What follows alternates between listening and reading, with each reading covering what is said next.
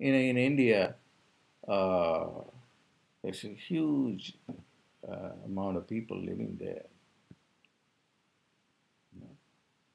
1 billion people living there or more.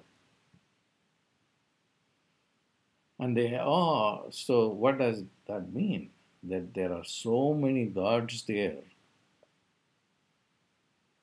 also in China. So you are not going to look upon population as a negative force. You are going, the more the population is, the more uh, beneficial it is because it's an asset.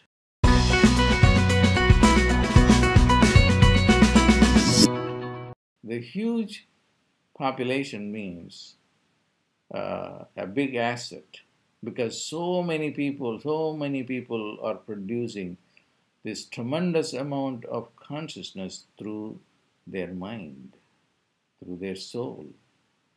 But the soul has to be trained, but there's nobody has ever attempted to do that.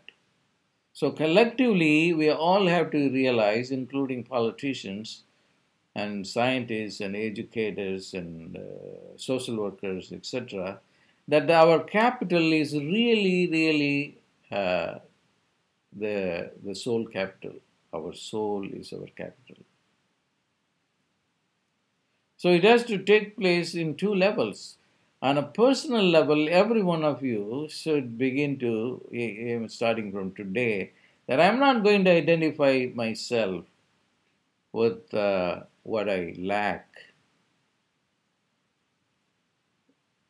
I'm going to identify myself with who I am. Who I am is God. Because I'm going to work from the power spot. The power spot is the midbrain area. Just put your attention in the midbrain. Don't worry about it. It's the pituitary gland, or it is the pineal gland, or the thalamus. You don't have to worry about that because when the yogis use the word the middle, they use the word like uh, the middle of the head. The middle of the head, there is this light, and this light is God. And this light is omniscience, omnipotence, omnipresence.